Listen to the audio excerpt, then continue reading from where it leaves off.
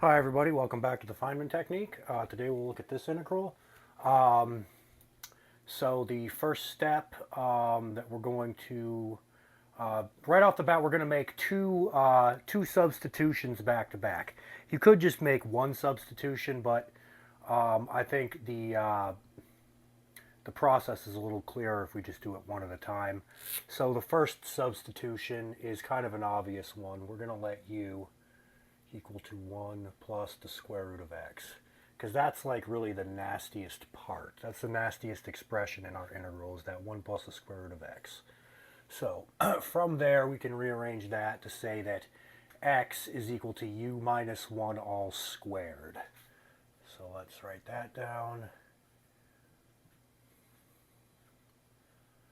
Alright, and therefore dx is going to be equal to 2u minus 2 du. All right, so using that substitution or applying that substitution gives us I being equal to the integral from 1 to infinity of the natural log of u over u times, well, our x is u minus 1 all squared, and our dx is 2, and then we have the u minus 1 du, and I'll use that one of the u minus 1's to cancel that exponent right there. Alright, so that is a new expression for I. Let's make another substitution where, let's say w is equal to, write that up here, w is equal to 1 over u. Therefore, du is equal to negative 1 over w squared dw. Alright, so this is going to be equal to 2 times the integral from 1 to 0 of natural log 1 over w over 1 over w times 1 over w minus 1 times negative 1 over w squared dw. All right. Let's make this a negative natural log w. Then we'll let those two negative signs cancel. All right. Let's let one of these w's cancel this 1 over w. And then we'll distribute this w inside the parentheses here, giving us a 1 minus w. All right.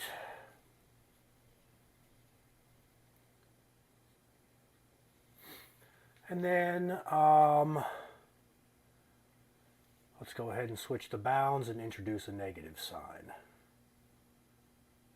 All right, so there's our much better expression for I. All right, so next we get into the Feynman integration part of it. The first step we're going to do is make a reparameterization. Let's let f of t be equal to the integral from 0 to 1 of x to the t over 1 minus x dx. And that sort of resembles this integral. All right, from there, let's write f prime of t using the Leibniz rule for differentiation under the integral sign. We can directly take a derivative with respect to t of this function of t right here by taking a partial with respect to t of the integrand. All right, so that's going to give us, let's see, we still have 0 to 1, and then x to the t natural log x over 1 minus x dx. All right. Well, let's see. Now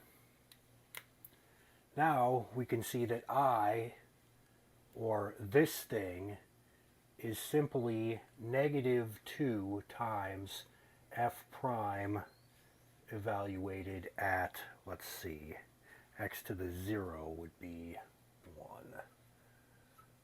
All right, so I is equal to -2 times f prime evaluated at 0. F prime is this thing evaluating at 0, gives us the integral from 0 to 1 of natural log x over 1 minus x dx. Then multiplying that by -2 will give us back our original integral. All right.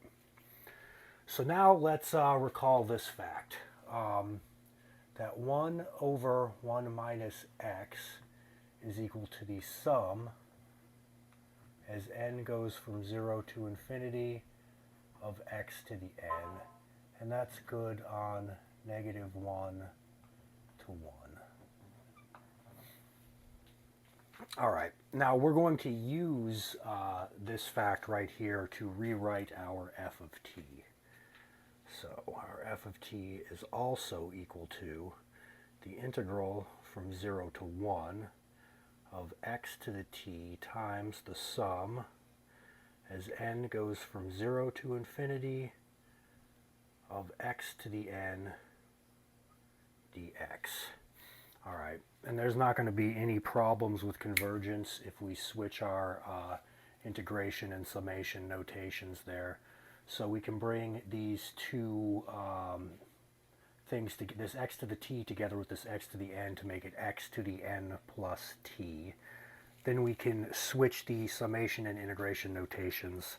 So we'd have the sum first, then x, then the integral, then x to the n plus t. So we'd be integrating x to the n plus t from 0 to 1. That would be 1 over n plus t plus 1. So this is simply equal to the sum as n goes from 0 to infinity of 1 over n plus t plus 1. Okay, so there is our f of t. And a lot of you are probably noticing right now that, and I just noticed this myself, this doesn't converge. This is a variation on the harmonic series, which doesn't converge. If we had a -1 to the n in there, that would converge. But luckily, we don't actually need our f of t to converge because we're not plugging in values to f of t. We only need its derivative to converge, which it does.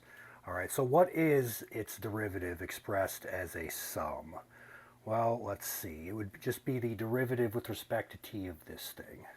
So that means that f prime of t expressed as a sum is going to be equal to the sum as n goes from 0 to infinity.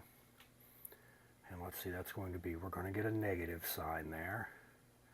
And then we're going to get 1 over n plus t plus 1 all squared.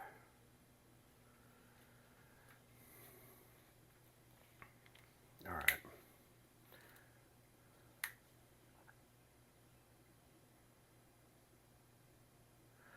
Okay, so let's see. This means that I is going to be equal to this thing evaluated at the point 0 times -2. All right, so what's that going to give us? That's going to give us that I is equal to 2 times, well, we'll let the negative and the negative cancel. So that's going to just be the sum as n goes from 0 to infinity of 1 over, let's see, the t would drop out because we're evaluating it at 0, so that's just going to be 1 over, and then we'll have n plus 1 all squared. And this is the sum of the reciprocals of the squares, which is equal to pi squared over 6. So 2 times that is equal to pi squared over 3. And that is the answer. Hope you enjoyed that.